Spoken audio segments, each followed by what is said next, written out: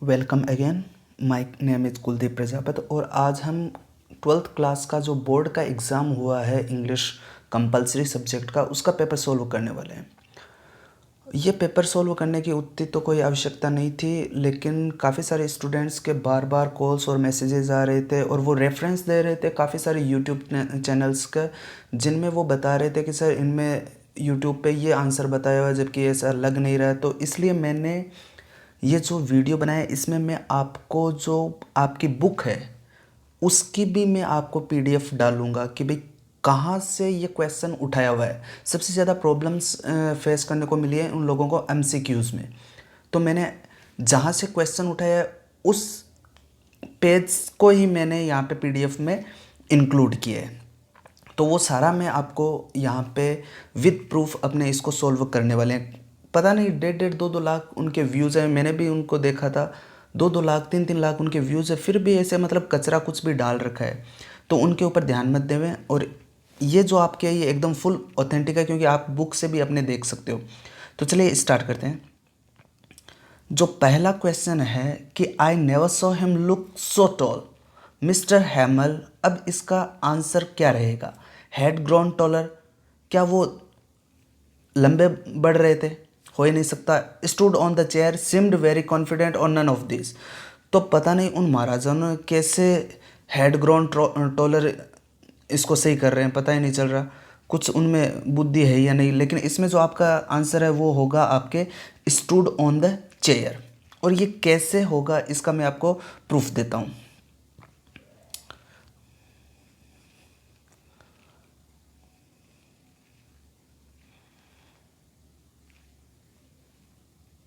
ये रहा, इसमें लिखा हुआ है mister हैमल stood up very pail in his chair. Mister हैमल stood up very pail in his chair, कि वो अपनी जो चेयर है उसके ऊपर खड़ा था। I never saw him look so tall. तो इसका ये आंसर यहाँ से कंफर्म हो जाता है। नेक्स्ट क्वेश्चन देखते हैं।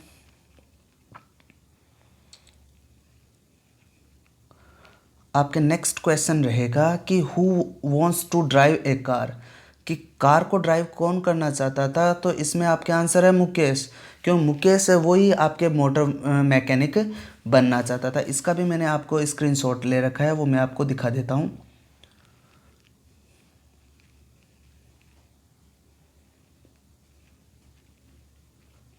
ये रहा, इसमें साफ साफ लिखा हुआ है कि पहले जो मुकेश ने जो बात कही थी उसको एज इट इज़ बताया गया है कि I want to drive a car. मैं एक कार है वो ड्राइव करना चाहता हूँ। Mukesh insist on being his own master, क्योंकि जो मुकेश है ना वो खुद का ही मालिक बनना चाहता था, वो किसी की गुलामी नहीं करना चाहता था। तो इसने आगे लिखा है कि I will be A motor mechanic, कि मैं एक मोटर मैकेनिक बनना चाहता हूँ। तो इसका आंसर आपके मुकेश होगा। फिर आपके जो नेक्स्ट क्वेश्चन है वो देखते हैं क्या है। आपके नेक्स्ट क्वेश्चन है कि Douglas decided to learn to swim what he when he was, कि कितने साल का था? तो इसका आंसर आपका रहेगा 10 और 11 ईयर्स। आपके 10 और 11 ईयर्स जो इसका आंसर है वो रहेगा। और इसका प्रूफ मैं आपको दिखाता हूँ।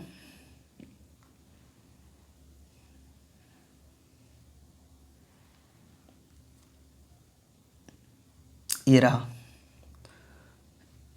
कि it had happened when I was 10 और 11 years old I had decided to learn to swim. Clear है? फिर नेक्स्ट देखते हैं।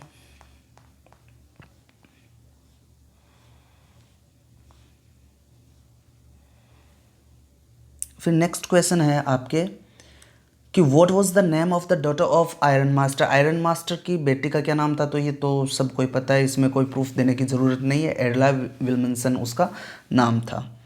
और उसके बाद में है कि Gandhi ji decided to urge the departure of the British, it was in, कि ये कब था? तो इसका पहले मैं आपको प्रूफ दे देता हूँ, उसके बाद में इसको मैं ऐसे भी बता सकता हूँ कि आप इसको इजीली ऐसे ही कर सकते थे। इसमें कोई ज़्यादा दिमाग लगाने वाली बात ही नहीं है। जिसने अगर टेक्स्ट नहीं पढ़ा है और अगर सीधा सीधा अगर उसने आंसर करने की कोशिश की तो भी ऐसा हो सकता था।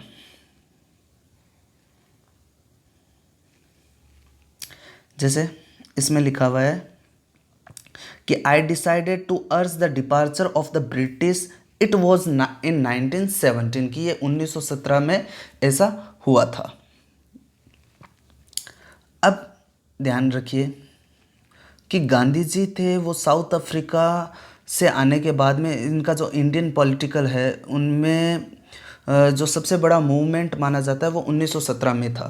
ठीक है, 1947 में तो इंडिया आज़ादी हो गया था, 48 तो आफ्टर फ्रीडम की बात है, और 1913 में गांधी जी का इतना मतलब कि भारत में नाम नहीं था, तो 1917 ही वो मूवमेंट था और वो मोमेंट था जबकि गांधी जी ने ये अर्ज किया था कि भाई अपने को इन ब्रिटिशर्स है इनको क्विट करवाना पड़ेगा यहाँ से, इनको यहाँ भारत से बाहर जैसे तैसे करके निकलवाना ही पड़ेगा। तो ये 1917 की बात है और आपकी जो टेक्स्ट बुक है उसमें भी ये साफ साफ लिखा हुआ है। उसके बाद में है कि Champaran district was divided into large state owned by, आपका इसमें Englishman and worked by Indian tenants. तो इसका जो बी है वो इसमें आपका करेक्ट आंसर है। क्लियर।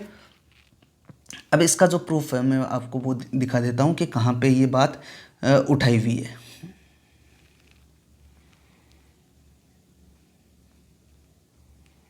ये रहा, इसमें लिखा हुआ है Englishman and worked by Indian tenants, इसमें साफ साफ लिखा हुआ है। उसके बाद में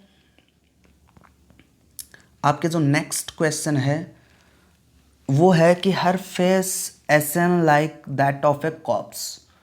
तो ध्यान रखिए कि इसमें सिमिली होगा कि मेटाफर होगा। तो ध्यान रखिए दोनों ही चीज़ में कंपैरिजन किया जाता है, लेकिन सिमिली में आपके लाइक या फिर एज वर्ड आपको लाइन में मिल जाता है तो वो सिमिली होता है, और जो आपके मेटाफर होता है इसमें डायरेक्ट ही उसका कंपैरिजन किया जाता है। जैसे कि लास्ट टाइम जो सिलेबस जो चेंज हुआ था उससे पहले 12th क्लास में जो पोइम थी the 7 ages of a man, तो उसमें फर्स्ट लाइन ही थी कि all the world is a stage.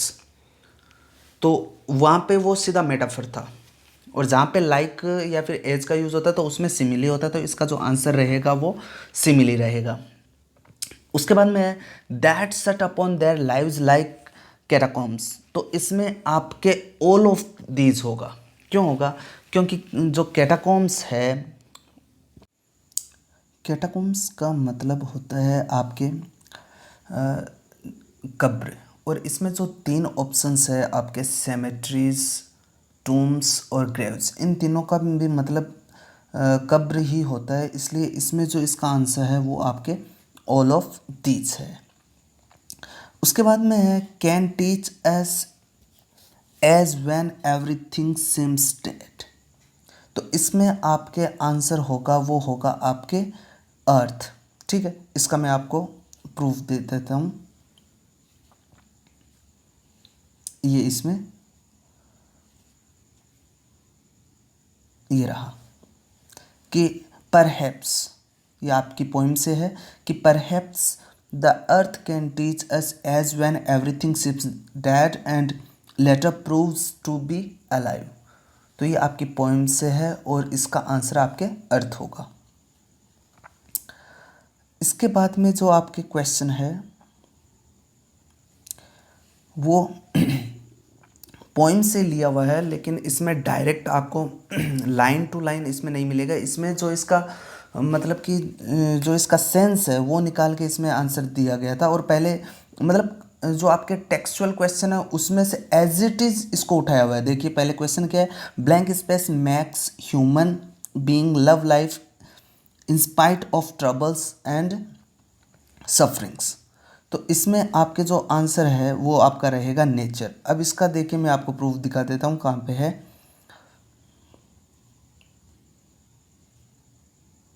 ये रहा, इसमें देखिए आपके जो क्वेश्चन है वो इस टेक्सचुअल क्वेश्चन से बना है कि what makes human beings love life in spite of troubles and sufferings, और इसका जस्ट नीचे एक्सप्लेनेशन यहाँ पे दिया हुआ था। ठीक है, तो इसमें Nobel nature of the gloomy days of all the unhealthy and over darkened ways made for our searching, yes in spite of all। तो ये इसमें जो नेचर वर्ड है ये इसमें करेक्ट आंसर था। साथ साथ में मैं आप लोगों को प्रूफ भी देता जा रहा हूँ, तो आपको कोई डाउट होना ही नहीं चाहिए। अब इसके बाद में आपके है कि who is the poet of the poem aunt Jennifer's tigers. तो इसका आपको आंसर पता ही है सबको, और अगर नहीं पता तो सबसे पहले जो आपकी जो बुक है उसका जो इंडेक्स है उसमें दिया हुआ है, तो इसका आंसर सबसे नीचे दिया हुआ है Adrian rich.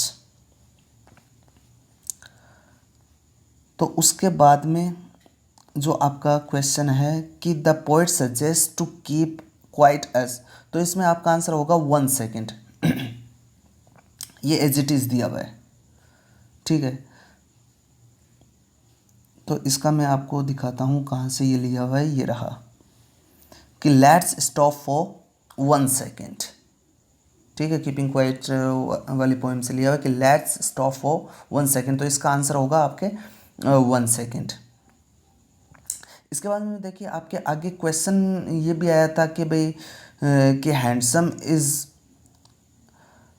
As handsome does, ऐसा सा आपका क्वेश्चन था। तो ये जो आपके है जो आपके लेसन है लैम्ब वाला, उसमें से ये आया हुआ है, ठीक है। और उसके बाद में इसका वहीं से आपको एक्सप्लेनेशन आपको देना था। अब इसके बाद में आपका ये है कि he was born in the caste of bangle makers, he has seen nothing but bangles. अब इसको आपके रिलेटिव प्रोनाउन हु से जोड़ना था, तो इसमें आपके जो रिलेटिव प्रोनाउन हु है वो जो फर्स्ट ही है उसके बाद में आ जाएगा ही। तो इसका सेंटेंस क्या बनेगा, he who was born in the caste of bangle makers. फिर ये जो सेकंड ही है ये यहाँ से हट जाएगा, has seen nothing but bangles. Clear. तो फर्स्ट वाला इस प्रकार से बनता। दूसरा वाला बनता I want to live happily with my books. अब देयर है इसकी जगह पे हुज लग जाएगा कि whose company give me strength. ये आपका आंसर होगा। फिर नेक्स्ट है, अब इसमें देखो जो नेक्स्ट क्वेश्चन है इसमें थोड़ा सा कंफ्यूजन है कि एज सुन एज होगा या फिर एज होगा।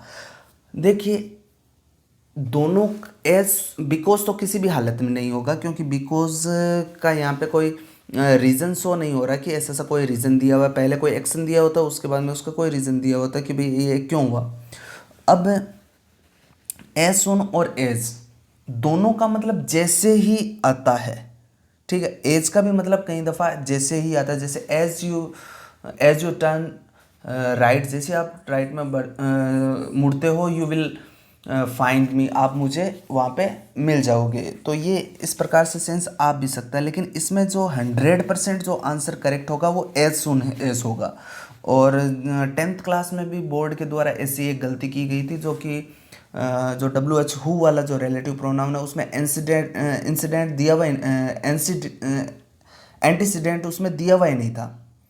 तो इसमें भी मतलब कि ये दोनों आंसर हो तो सकते हैं, लेकिन 100% अगर अपने बात करें तो एज सुन एज इसमें करेक्ट है। सेकंड वाले में इनफ टू साफ साफ दिया हुआ है कि the man is enough rich to help you, एकदम करेक्ट है, कोई दिक्कत नहीं है इसमें। फिर नेक्स्ट है ब्रोक डाउन होगा। ब्रोक डाउन का मतलब होता है ख़राब हो जाना। तो my car broke down on the way, कि मेरी कार वो ख़राब होगी। उससे नेक्स्ट वाले में आएगा आपका ब्रिंग अप। ब्रिंग अप का मतलब होता है लालन पालन करना, पालन पोषण करना। तो all parents bring up their children and with love and care, कि सभी माता पिता वो अपने बच्चों का जो लव और केयर है उसके साथ में पालन पोषण करते हैं। उसके बाद में नेक्स्ट है कम एंड सिट बाय मी। इसमें बाई आएगा। बाई का सेंस आप नियर के सेंस में भी आप लेते हो कि आओ और मेरे पास में बैठो। उसके बाद में पे के साथ में आपके टू लगता है, ये pay attention to your study, आप अपनी पढ़ाई पे ध्यान दो, तो इसमें आपके टू लगेगा। क्लियर।